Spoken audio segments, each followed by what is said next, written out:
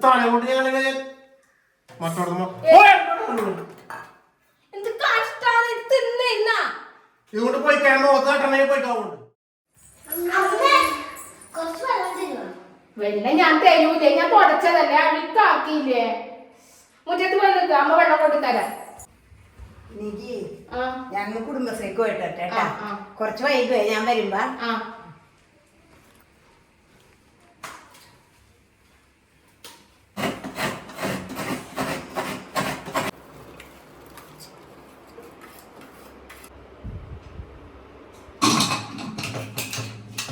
വെള്ളരിക്കക്കറി മാത്രം കൂട്ടിയിട്ട് അപ്പൊ ചോറൊന്നുമില്ലല്ലോ ഇന്ന്, മീൻകാരനും വന്നില്ല ഇന്ന്. മുട്ടയുണ്ട് ഫ്രിഡ്ജില്, മുട്ടയുണ്ട്, മുട്ട വറുത്ത് കൊടുക്കാം.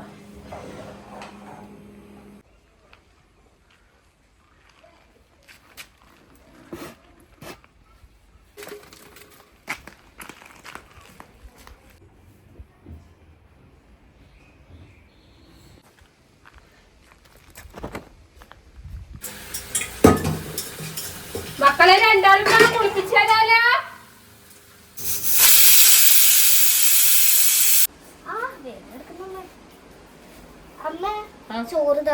ബാബേനെയും കൂടി ഒന്ന് കുളിപ്പിക്കട്ടെ, എന്നിട്ട് ചോറ് വരെ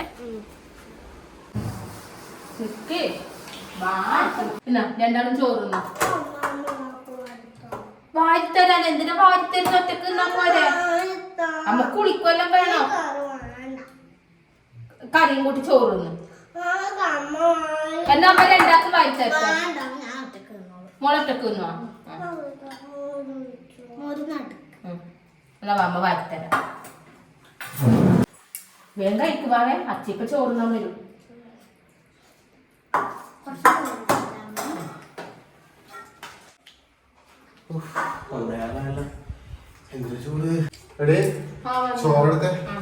പിന്നില്ലേ വെള്ളരിക്കറിയാനുള്ളത്, പിന്നെ പച്ചമോരെടുത്തതും. മീൻകാരം വന്നില്ല. എന്നാ ഫ്രിഡ്ജില് മുട്ടയുണ്ട്, 2 മുട്ട വറുത്തെടുക്കുവാ. എന്നൊരു കാര്യം ചെയ്യും, ചോറൊന്ന് കുഞ്ഞിന് കൊടുക്കും. ഞാനില്ലേ വേഗം മുട്ട വറുത്തെടുക്കാം.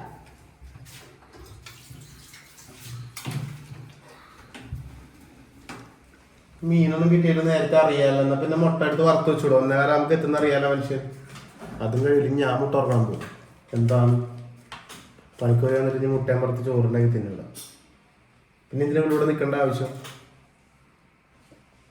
ചോറും കറി ഉണ്ടാക്കി തരാൻ പറ്റില്ല, വെള്ളരി കറി ഉണ്ടാക്കി വെച്ചേക്കണം. എടി ഞാൻ ചോറും എടുത്ത മുട്ട വറുത്തൊന്നും വേണ്ട, മതി.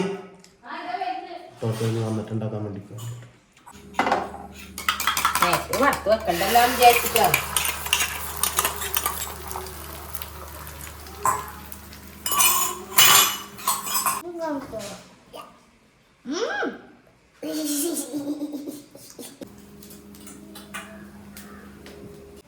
ഓ ഇത്രയും നേരമായിട്ട് ആ കുഞ്ഞിനെ ചോറൊന്നും വാരി കൊടുക്കാൻ പറ്റിയിട്ടില്ല.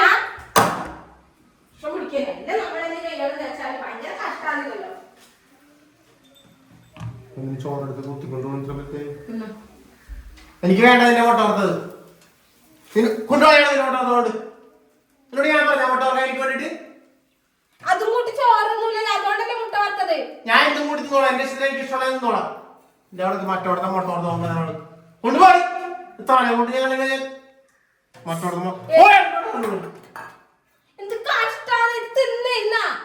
ഇതുകൊണ്ട് പോയി മോത്താട്ടണെങ്കിൽ പോയിക്കാവുണ്ട്.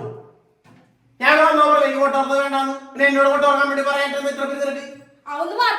കുഞ്ഞിന് ഞാൻ ചോറ് കൊടുക്കാൻ പിന്നെ കഞ്ഞി ചോറൊക്കെ ഞാൻ വെക്കവിടാ. ഇന്നാ ഇതും കൂടി ചോറുന്നേ എടുത്തു കൊണ്ടുപോയിക്കോ. നിന്റെ മുട്ട വറുത്ത എനിക്ക് വേണ്ട, കൊണ്ടുപോകോട്ടെ ചെല്ലി പോയി. എനിക്കൊരു മുട്ട മുട്ട വറുത്തത് അല്ലെങ്കിൽ ഞാനോട് തിന്നോളൂ. ഞാൻ കത്തൊന്നും പോലും ഇവിടെ നിന്ന് വിചാരിച്ചിട്ട് എനിക്ക് വേണ്ടിയിട്ട് ആരൊന്നും തിന്നണ്ട. നിനക്ക് വേണ്ടിയാണ് എനിക്ക് വേണ്ടിയല്ലോ നിനക്ക് കൊടുത്തില്ലായിരിക്കുന്നു. മീനും വേണ്ടത് ഇത്ര പേർക്ക് പണിയെന്താ ഇവിടെ? ഒരു ചോറും കറികളൊക്കെ കഴിയില്ല, പിന്നെ എന്തിനാ നീ എന്നോട് നിൽക്കുന്നത്? ഞാൻ മുട്ട ഉറങ്ങാൻ പോയി. ചോറിലെങ്കിലും മേലാകെ മുമ്പിൽ കൊണ്ടിട്ട് കുത്തിയിറങ്ങുള്ളത് നിന്റെ കണ്ണും പോകുന്നില്ല. പിന്നെ അവളെ കാര്യം ഞാൻ പറഞ്ഞില്ല വേണ്ട. അവള് ചോറ് കൊണ്ട് എന്റെ മുമ്പിലോട്ട് കുത്തണം. എന്താ നിന്റെ ഈ കണ്ണും പോകും കണ്ടിട്ട് ചോറ് എനിക്ക് വേണ്ട. ഞാനൊന്നും പറഞ്ഞിട്ടില്ലല്ലോ. ഇതിൽ കൂടെ എന്തിനാ പറയേണ്ട ആവശ്യം? പണിക്കോട് മനുഷ്യൻ വിശന്നിട്ട് തിന്നാൻ വേണ്ടി ചോറുകൂടെ മുമ്പിൽ കുത്തണം. ഞാൻ ചോറൊന്നും കുത്തിയിട്ടൊന്നുമില്ല. പിന്നെ നീ എന്താ ഇപ്പൊ കാണിച്ചു നേരത്തെ? പിന്നെ ചോറ് കുഞ്ഞിന് കൊടുക്കാൻ പറഞ്ഞതല്ലേ, എന്നിട്ടല്ലേ ഞാൻ മുട്ട വറുക്കാൻ വേണ്ടി പോയത്. നിനക്ക് ഇത്ര നേരത്തെ കാലത്തെ കുഞ്ഞു ചോറ് കൊടുത്താൽ എന്താ കുഴപ്പം? അവിടെ ഇല്ലാത്ത പണി വന്നേക്കണം. അവർക്ക് മാത്രം ഒരു പണി. കളക്ടർ പോലെ ഉണ്ടാവും ഇത്രയും തിരക്ക്. മുട്ടോർത്ത് എന്നെ തീറ്റിക്കാൻ വേണ്ടിട്ട് എനിക്ക് വേണ്ട നിന്നെ മുട്ടോർത്തത്. പോ ജീവിതം തമിഴ് ക്ലാസ്സിൽ പറയാൻ കഴിച്ചോളൂ. അതിനുവേണ്ടി മാത്രം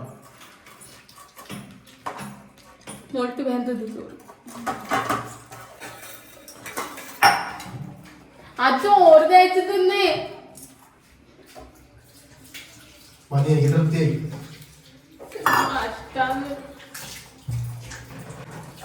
വയറ് നിറഞ്ഞി നല്ലോ. അയ്യോ അപ്പൊ ആ ചോറ് തിന്ന് വേണ്ട എന്നെ തീറ്റിക്കണ്ടത്. മക്കളെ ചോറ് കേട്ടാ. അച്ഛ പോയേ.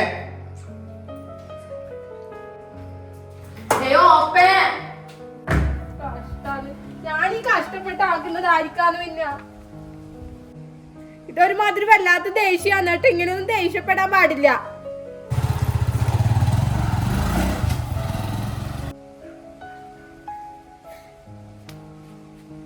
തിന്നോട്ട് വിചാരിച്ചിട്ടല്ലേ പറഞ്ഞത്, അല്ലാണ്ട് എനിക്ക് മുട്ട വറുത്ത് തിന്നാൻ വേണ്ടിട്ടാണ്. ആ കറിയും കൂട്ടി ചോറൊന്നുമില്ല, അതുകൊണ്ടാ പറഞ്ഞത് മുട്ട വറുത്ത് തരാറ്. കുഞ്ഞിന് ചോറ് കൊടുക്കുന്നുണ്ടല്ലേ ഞാൻ, അല്ലെങ്കിൽ ഞാൻ വറുത്ത് കൊടുക്കൂലേ. അതിനും കുറ്റം നമുക്ക്, ഏതോട്ട് കുറ്റം തന്നെ.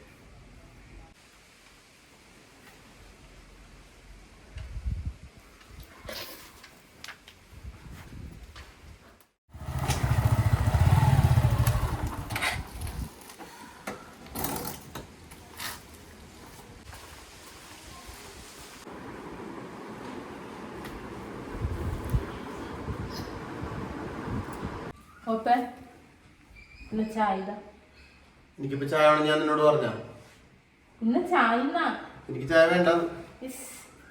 ഇത് കുടിക്കേ. ഞാൻ ചായ കുടിച്ചെന്ന് എനിക്ക് ചായ വേണ്ട. കുടിച്ചിട്ട് പോ. വെറുതെ എന്തിനാ പ്രശ്നം കഴിഞ്ഞില്ലേ? എനിക്ക് ചായ വേണം. ഞാൻ ഉണ്ടാക്കി കുടിച്ചോണ്ട്. ഇത് ഭയങ്കരാണ് കേട്ടോ. എന്തിനാണോ ഇങ്ങനെയല്ല? ഇത് കുടിക്കോപ്പേ.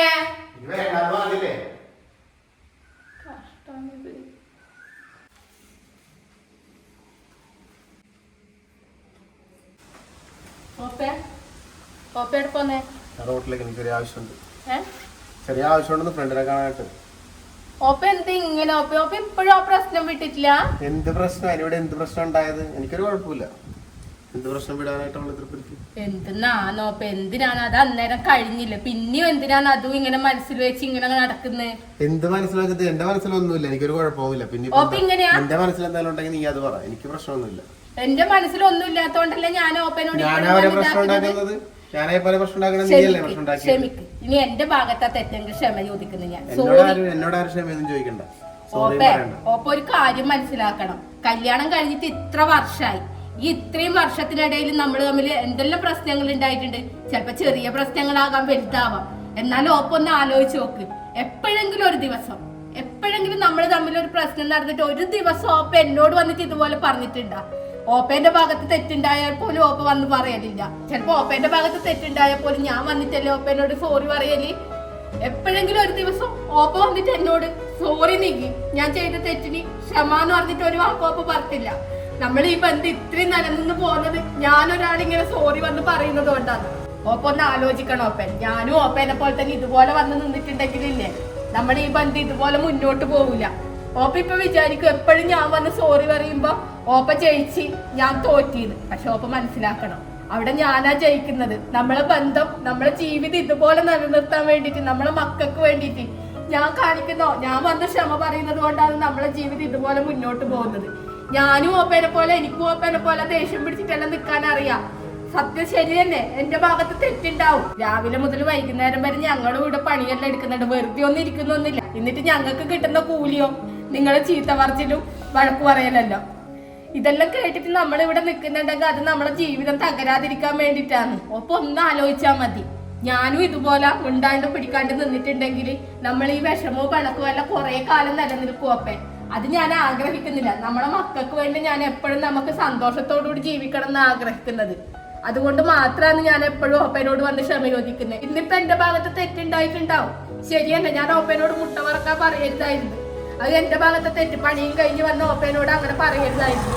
പക്ഷെ ഞാനിവിടെ വെറുതെ ഒന്നും ഇരുന്നിട്ടില്ല ഓപ്പ. അത്രയും പണിയെടുത്ത് കഴിഞ്ഞിട്ട് കുഞ്ഞിന് ചോറ് കൊടുക്കാനൊന്നും അവിടെ ഇരുന്നപ്പോഴാണ് ഓപ്പ ചോറ് തിന്നാൻ വേണ്ടി വന്നത്. അപ്പോഴാണ് ഞാൻ അത് പറഞ്ഞത് ഓപ്പനോട്. അത് ക്ഷമിക്ക് എന്നോട്. ഇനി ഓപ്പ ഇങ്ങനെയൊന്നും പ്രശ്നങ്ങൾ ഉണ്ടാക്കല്ല. നീ ഇത്ര വലിയ സീരിയസ് ആയിട്ട് എടുക്കല്ലേ ഇത്? ഞാൻ അങ്ങനെയൊന്നും ഇതുവരെ ചിന്തിച്ചിട്ടില്ല. നീ പറയുമ്പോൾ എനിക്ക് എനിക്കറിയില്ല. ഞാൻ ഇതുവരെ സത്യം പറഞ്ഞാൽ അങ്ങനെയൊന്നും ചിന്തിച്ചിട്ടില്ല. എന്റെ പ്രശ്നം ഉണ്ടാവുമ്പോൾ നീ വന്ന് സോറി പറയുന്നുണ്ട്, നമ്മുടെ പ്രശ്നം തീരുന്നുണ്ട്. അതിനപ്പുറത്തോട്ട് ഞാൻ പിന്നെ വേറെ അങ്ങനെ മനസ്സിൽ കൂടുതൽ അതിന്റെ വൈരാഗ്യം ഒന്നും കരുതലുമില്ല. നീ ചിന്തിക്കുന്നുണ്ടെന്ന് ഞാൻ അറിഞ്ഞിട്ടുമില്ല. ഞാൻ വന്ന് സോറി പറയുന്നതുകൊണ്ടല്ലേ ഈ പ്രശ്നങ്ങളെല്ലാം എപ്പോഴും തീരുന്നത്. അല്ലാണ്ട് ഓപ്പ ഒരു ദിവസം പോലും വന്നിട്ട് പറയലില്ലല്ലോ. നോക്ക്, ഇനി നമ്മൾ തമ്മിൽ പ്രശ്നങ്ങൾ ഉണ്ടാവുമെന്നൊന്നും ഞാൻ പറയുന്നില്ല. ഇനി എപ്പോഴെങ്കിലും എന്തെങ്കിലും പ്രശ്നം ഉണ്ടായാൽ ഞാനായിരിക്കും ഫസ്റ്റ് വന്ന് എന്നോട് സോറി പറയുന്നത്. ഇത് സത്യം. എന്നോട് ആരും സോറി ഒന്നും പറയണ്ട. നോക്കിയേ, സ്ഥികാരല്ല മൊട്ടവർക്കലിന്റെ പ്രശ്നം കഴിഞ്ഞു കേട്ടല്ല. സോറി. ജീവിതം നമ്മളെ പഠിപ്പിക്കുന്ന ചില പാഠങ്ങളുണ്ട്. ക്ഷമ, പരസ്പര സ്നേഹം, ഇതെല്ലാം ഉണ്ടെങ്കിലേ ജീവിതം സന്തോഷകരമായി മുന്നോട്ട് പോകും. പ്രശ്നങ്ങളില്ലാത്ത കുടുംബ ബന്ധങ്ങളില്ല. പക്ഷേ അതെല്ലാം പരിഹരിക്കാനുള്ള ഒരു മനസ്സുകൂടി ഉണ്ടാകണം. അങ്ങനെ ഉണ്ടാകട്ടെ എന്നുകൂടി ആശംസിക്കുന്നു.